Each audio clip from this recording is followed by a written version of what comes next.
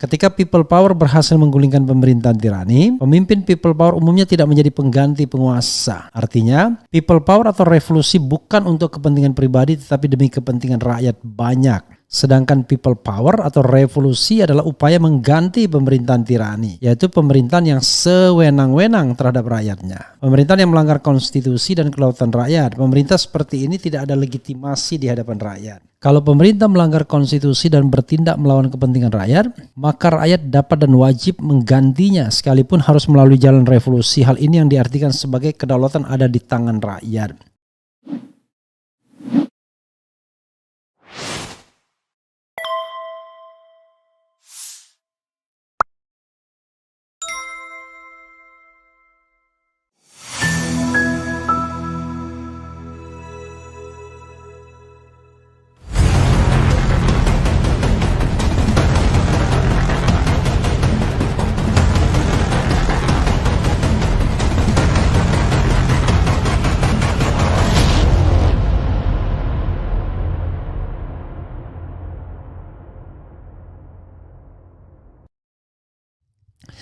Assalamualaikum warahmatullahi wabarakatuh, sobat RH sekalian. Jumpa lagi kita di channel yang keren ini. Keren jelas ya. Sudah berapa ribu kali saya tepok begini ya. Ini ada hal yang menarik. Tulisan dari Antoni Budiawan, seorang ekonom yang juga tertarik pada hal-hal yang sifatnya konstitusi ya.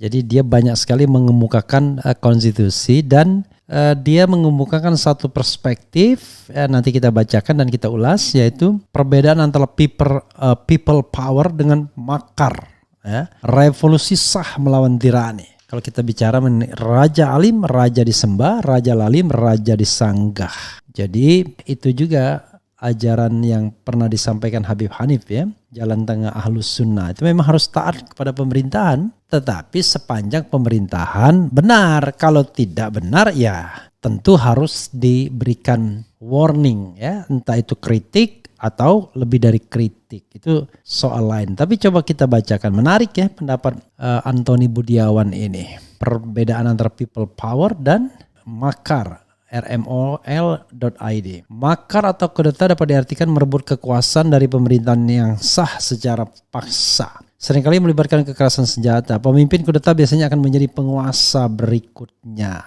Sedangkan people power atau revolusi adalah upaya mengganti pemerintahan tirani, yaitu pemerintahan yang sewenang-wenang terhadap rakyatnya. Pemerintahan yang melanggar konstitusi dan kedaulatan rakyat. Pemerintah seperti ini tidak ada legitimasi di hadapan rakyat. Ketika people power berhasil menggulingkan pemerintahan tirani, pemimpin people power umumnya tidak menjadi pengganti penguasa. Artinya, people power atau revolusi bukan untuk kepentingan pribadi tetapi demi kepentingan rakyat banyak. Sebagai contoh, deklarasi kemerdekaan Amerika Serikat 4 Juli 1776 secara eksplisit menegaskan rakyat Amerika Serikat berhak mengganti pemerintah yang melanggar konstitusi untuk membela dan menegakkan kedaulatan rakyat. Karena pemerintah dibentuk untuk menjamin hak dasar manusia dan hak konstitusi lainnya. Pemerintah wajib menjalankan tugas dan kekuasaan yang diberikan kepadanya secara adil bagi seluruh rakyat Amerika Serikat. Apabila pemerintah melanggar tujuan-tujuan tersebut, artinya melanggar konstitusi, maka rakyat Amerika Serikat mempunyai hak untuk mengganti pemerintah. Oh, ini ada ya. We hold this truth to be self-evident that all men are created equal, that they are endowed by their creator with certain unalienable right, that among these are life, liberty, and the pursuit of happiness. That to secure this right, government are instituted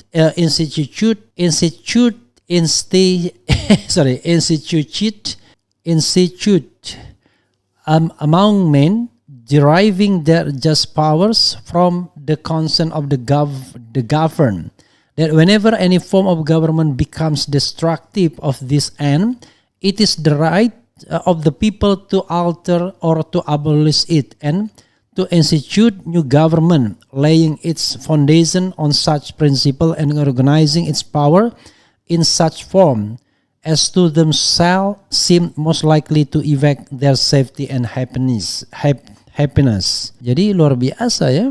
Jadi kalau memang sepanjang dia berada pada jalur konstitusi, ya it's okay. Tetapi kalau tidak, maka rakyat bisa mengambil langkah-langkah tersendiri ya. Di situ bahwa kapanpun ya, kalau suatu pemerintahan itu menjadi destruktif ya terhadap tujuan yang tadi untuk melindungi hak hidup, kebebasan dan mengejar kebahagiaan ya, maka kemudian adalah hak rakyat ya untuk mencegahnya atau menghapuskannya ya. Luar biasa itu. Oke.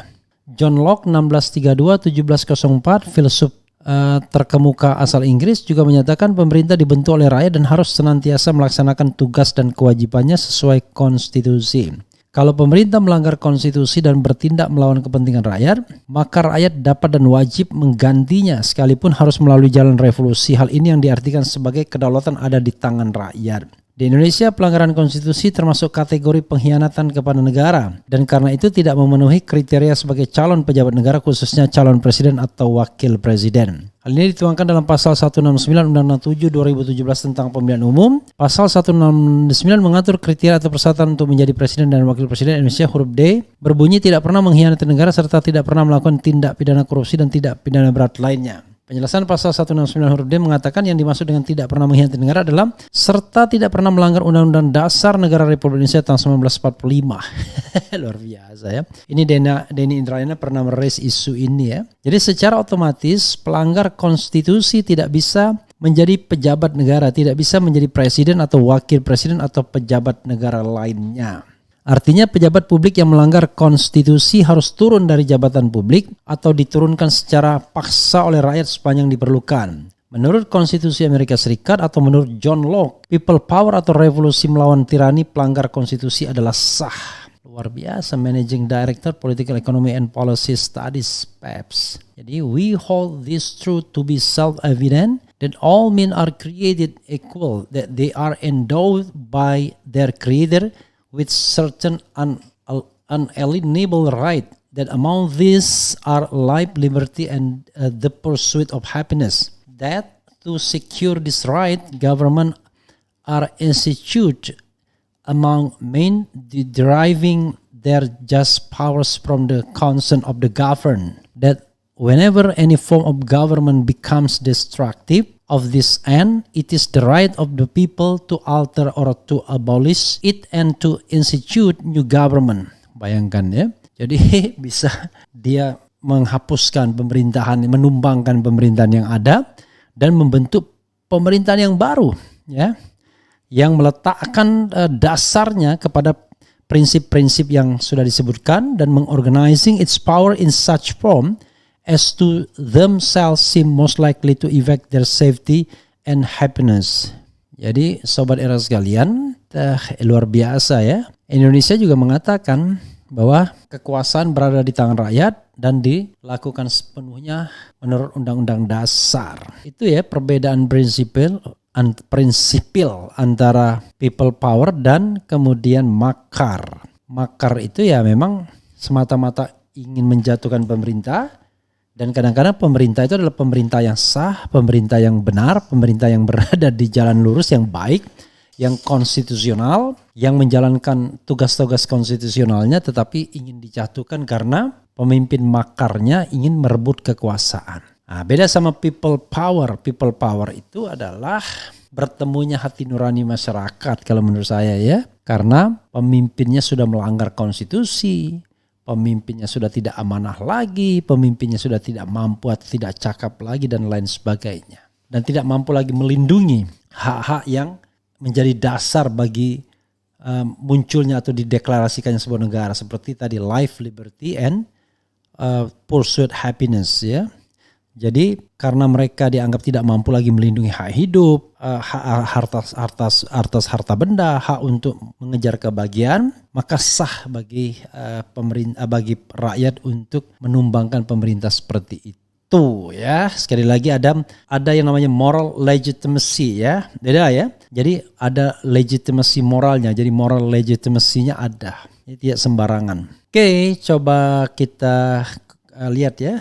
Ini menurut Anda siapa pasangan yang bisa menambah suara bagi kemenangan Anies? Sudah 33.000 yang voting. AHY 46%, Gatot Nurmantio 22%, Khofifah 13%, Mahfud MD 15%, Sandiaga Uno 3%. Oke, coba kita lihat komentar Sobat RH ya. Kalau tidak benar kita harus kritik pedas pemerintah. Kalau hutang terus numpuk lama-lama kita kuasai negara kaya jadi negara banyak utang. Antap bang, udah nggak usah aneh-aneh nyuruh Anies people power. Nanti Anies ditangkap dengan tuduhan makar sama seperti Egy Sujana dulu yang statusnya sampai sekarang masih tersangka. Ya nggak masuk akal juga sebenarnya ya. Kok ditangkap dengan tuduhan people power ketika dia ngomong dalam kampanye pilpres. Jadi kita harus fair lah ke permainannya ya. Masa orang kemudian berkampanye tiba-tiba dianggap melakukan makar. Jadi kita harus bedakan kampanye. Nah, kalau seandainya kampanyenya offside, misalnya melakukan provokasi dan lain sebagainya, itu bukan makar, itu adalah tindak pidana. Makar nggak bisa begitu. Makar itu betul-betul memang menggerakkan massa, baik dengan senjata maupun tidak, untuk menumbangkan pemerintahan. Kalau cuma ngomong saja masa makar ya, apalagi ekspresi kemarahan misalnya karena kecurangan pemilu dan lain sebagainya. Disegerakan aja people powernya Bang RH ya. Mana bisa rakyat Indonesia bisa melakukan revolusi dan mengambil alih pemerintahan. 1000 kali presiden melanggar konstitusi, tetap saja rakyat tidak bertindak, malah makin bungkam. Sebenarnya kalau kita bicara adalah filosofinya ya. Jadi filosofinya adalah kalau pemerintah melanggar konstitusi, rakyat bisa mengambil alih, rakyat bisa marah, rakyat bisa menggerakkan people power. Tetapi tentu ya, jalan yang harus ditempuh terlebih dahulu adalah ya jalan yang tidak ada resikonya, jalan yang sudah diatur di konstitusi, yaitu pemakzulan atau impeachment.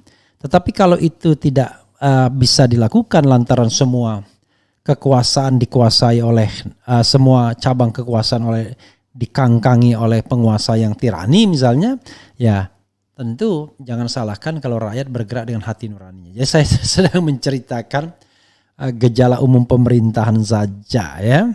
Oke. People power, kekuasaan beralih lagi ke orang-orang yang ada di rezim ini Bang Refli. Ya itu kita bicara hal-hal yang kita tidak tahu ya. Sri Lanka rakyatnya lebih berani. Sekali lagi tentu kita kesalahan terus measurable ya. Kesalahan harus terukur. Misalnya apakah benar pemerintahan sekarang sudah menjadi tiran ya, ataukah sebaliknya pemerintahan sekarang agak lemah misalnya. Jadi saya kira memang kita harus melakukan kajian yang luar biasa. Tapi jangan salah ya, ada kejadian yang memilukan ketika prajurit kita ternyata tewas di tangan kelompok bersenjata di Papua. Oke, tentu ini akan memunculkan memunculkan sebuah dilema bagaimana melakukan penindakan terhadap orang-orang seperti itu. Selama ini penindakannya kan mengedepankan tindakan polisionil ya, Kamtipmas, keamanan dan ketertiban oleh polisi yang di backup oleh tentara di belakang. Tapi in certain case ya just tentara atau TNI menjadi korban ya. Oke, coba kita mudah-mudahan lah ya semuanya berjalan baik. Itu saja saudara sekalian, dan terima kasih kepada Antoni Budiawan yang sudah mendefinisikan perbedaan antara makar dan people power. Wassalamualaikum warahmatullahi wabarakatuh. Ciao.